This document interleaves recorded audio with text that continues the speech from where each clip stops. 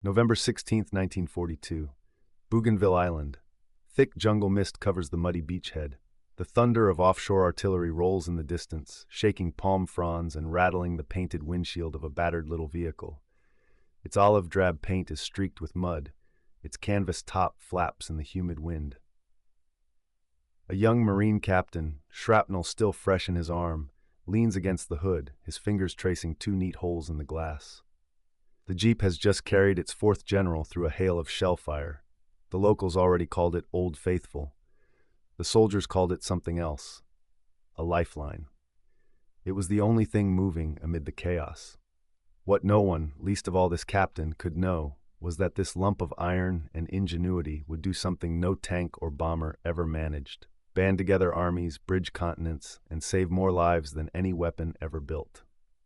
The wheel tracks it left in the sand would map the shape of victory, carrying the Allies further and faster than anyone had dared imagine. But there was one question, rustling through the palm leaves and echoing in the hearts of the men who watched it drive where nothing else could. How could something designed for impossible terrain become the most important military invention of the 20th century? In 1939, darkness fell across Europe. The German army stormed across Poland, tanks grinding through fields while horses and men tried desperately to keep pace. In France, the old world crumbled under the treads of blitzkrieg.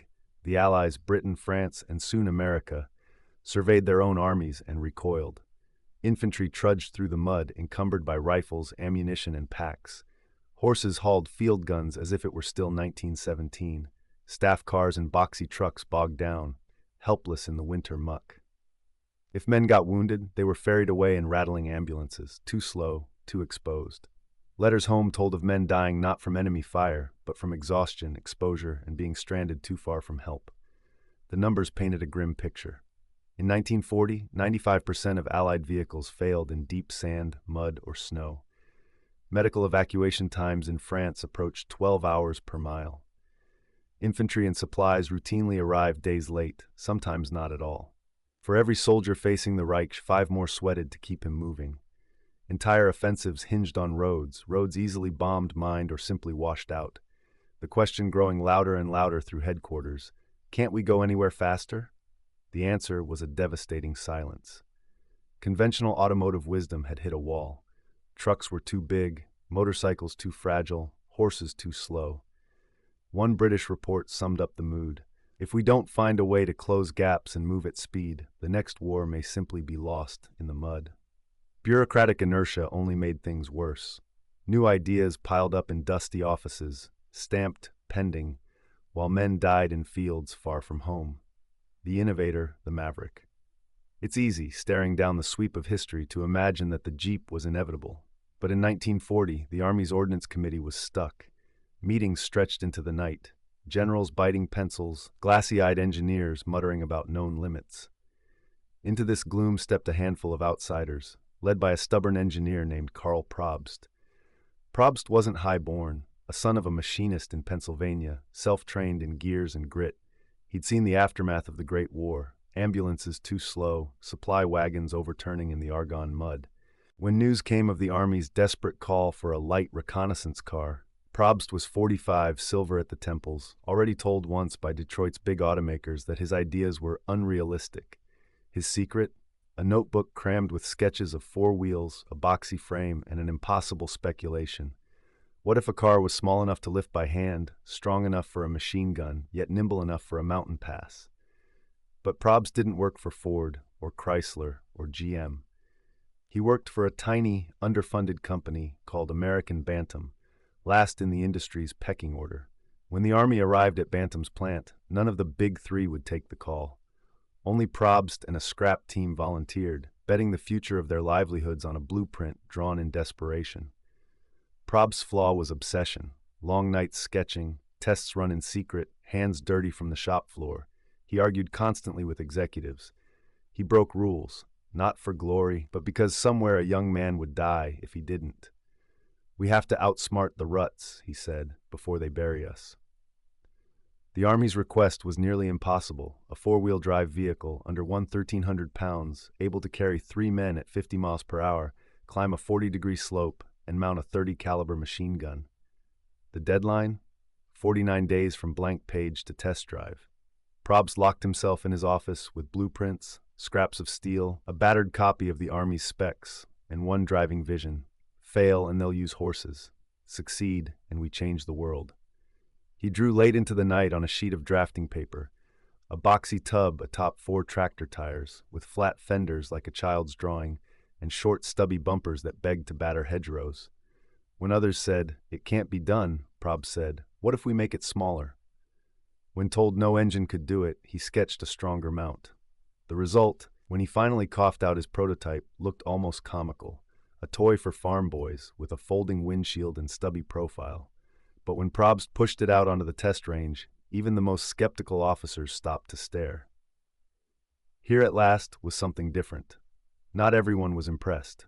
The Army's own engineers scoffed. Those axles won't survive a week. General Motors' board called it amateur nonsense. Ford's test drivers snickered. "It's a toy truck. Give us real horsepower." Some officers nearly laughed Probst out of the hangar. Political resistance ran rampant. Contracts went to bigger firms with more lobbying power. "We don't want a Jeep," a Chrysler man barked. "We want a victory machine." But the front lines had other ideas. In occupied France, partisans sabotaged German supply convoys using makeshift carts based on Bantam's design. Rumors spread. The Americans have a new car, small, fast, everywhere at once. Still, each test was met with skepticism. High command bet on tanks, not tin boxes. Probst's allies in the Army gambled their reputations, even their careers. One, Lieutenant John Northrup, dared his superiors, "If the Jeep fails, discharge me, but if it works, put one in every company." Over whiskey and paperwork, the stakes were set. It starts with a pencil and a blank sheet. In Detroit, Karl Probst sits at his makeshift desk. He has 5 days to design an entirely new machine. One strong enough to survive war, light enough to be hauled, and simple enough for any farm boy to fix. He sketches a boxy chassis, imagines it leaping ditches, and pulls from memory the tractors he grew up with. The plan is audacious. 4-wheel drive, 80-inch wheelbase, open body, barely half a ton. It is nothing like the Army's lumbering trucks. Sometimes innovation emerges not from vision but necessity, and Probst's design, forged by desperation, will make history. When the prototype, dubbed the Bantam Reconnaissance Car, BRC Model 60, rumbles to Camp Holabird, it isn't just a vehicle. It is proof that one last-ditch effort can upend everything. The Jeep's birth is so unlikely that a war correspondent would later write, "Only a country as desperate and imaginative as America could make something so ugly so perfect in so little time." Ralph Turner, driving through the rain at dawn, delivers the prototype and collapses from exhaustion soon after.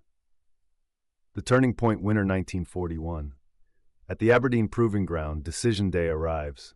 Army brass, wary from disappointments, watch as Willys, Ford, and Bantam, each presenting a refined version of the Jeep, compete for the biggest military production contract in automotive history. Spectators line the test track. Mechanics fine-tune engines in the pre-dawn chill, hands trembling over carburetors. Colonel William Lee, father of the airborne, is among the first to realize the Jeep's game-changing potential. "Gentlemen, this is not a truck. It is a soldier's steed," he reportedly declares as the Willys MB leaps a trench, fords a river, and skids to a stop before the review stand. Soldiers marvel as Jeeps are dropped from gliders, landed by parachute, and driven from cargo planes with the engine still running. General Dwight D. Eisenhower, later reflecting, will name the Jeep one of the 4 instruments that won the war: the Jeep, the C-47, the bazooka, and the atomic bomb. The pivotal demonstration erases remaining doubt. With the enemy entrenched across 2 oceans, speed and flexibility are now the Allied watchwords. The results, impact contracts are awarded. Willys is chosen for lead production, its Go Devil engine deemed unstoppable. Ford follows, scaling the assembly lines of Detroit to match output, ensuring redundancy should bombers hit one factory. Bantam, though first, is relegated to building trailers. Between 1941 and 1945, more than 640,000 Jeeps roll out, 363,000 from Willys, 280,000 from Ford. Barely 2,675 were built by Bantam itself before its role shifted to vital yet humble components. On every continent, Jeeps serve as troop carriers, field ambulances, radio trucks, gun platforms, latticework communication lines, and even railway trolleys. 145 Jeeps support each Army infantry regiment. 1 in 4 U.S. military vehicles is a Jeep. Over 51,000 are shipped to the Soviet Union, and tens of thousands more bolster Allied armies from Burma to Sicily. The difference is more than mechanical. Before the Jeep, meaningful mechanized maneuver was the privilege of armor and command staff. Now wounded are rescued faster, messengers slip through fire with vital orders, and partisans use the Jeep's nimble speed to outfox occupying forces. Battle after battle, commanders credit the Jeep with outcomes that would otherwise have dissolved in delay or disaster. One sergeant later writes, "Without the Jeep, we would have been forced back to horses or stuck in the mud, waiting, always waiting, for someone to bring up the trucks." Intensifying impact. Jeep production surges. By the war's end, 647,925 units have been manufactured. Willys alone accounts for over 360,000, Ford for nearly 280,000, with myriad models spanning the amphibious Seep to the airborne adapted GPW. Jeeps form the backbone of Allied mobility, deployed in every theater and at every front. They serve as command vehicles, reconnaissance platforms, mobile field hospitals, supply runners, and even makeshift railcars. In the North African campaign, Jeeps dash across hellish dunes, ferrying vital messages, towing guns, and saving wounded men from unrelenting sun and sand. On D-Day, they thunder off gliders. Within minutes, cavalry officers use them to galvanize troops and open up flanking routes through hedgerows. Their versatility is unmatched. 145 per infantry regiment, able to climb 45-degree slopes or plow through 2 feet of muck while trucks and tanks flounder. Soldiers, testimonies. The Jeep isn't simply a tool, but a companion. One famous account describes a soldier weeping for his destroyed Jeep. "You see, I loved this one." For thousands, the Jeep is a lifeline, a fast ride out of artillery range, a way to reunite with comrades, or sometimes the sled that brings supplies and hope to remote outposts. Its capability engenders fierce loyalty and even improvisation, with countless field modifications sprouting in every army. General George C. Marshall sums up the feeling. "The Jeep served in every conceivable capacity, none more important than bearing our wounded away from harm's reach." Such connections underscore the deep emotional resonance behind the statistics: fewer deaths, more triumphs, and a shared sense of possibility. The legacy. By 1945, no military vehicle is more visible or more invisible than the Jeep. Officers take it for granted, using it as an everyday platform for battlefield command, engineering fixes, and medical evacuation. Yet the Jeep quietly rewrites military logistics, forever altering expectations for speed, adaptability, and morale. Its mass production drives innovation in assembly line techniques, shaping post-war automotive manufacturing and making cars more affordable and reliable. After the guns fall silent, thousands of surplus Jeeps find new lives, on ranches, in construction, and with police forces worldwide. The Jeep's DNA informs every civilian off-roader to come, making possible the age of adventure and outdoor exploration. The invisible revolution. By the late stages of World War II, the Jeep is everywhere and nowhere, all but invisible to those who depend on it, as familiar as a helmet, yet still an object of fascination for Axis intelligence. It is now essential to every operation, from leading the charge through the hedgerows of France to covert reconnaissance deep within enemy lines. On D-Day, Jeeps are loaded into gliders, landing in the chaos of Normandy and immediately towing anti-tank guns or racing medics toward the wounded. Innovation becomes invisible when it is indispensable. By war's end, the Jeep has fundamentally redefined mobility in military doctrine. Armored columns move, not in ponderous lockstep, but as fleets supported by rapid, flexible transportation.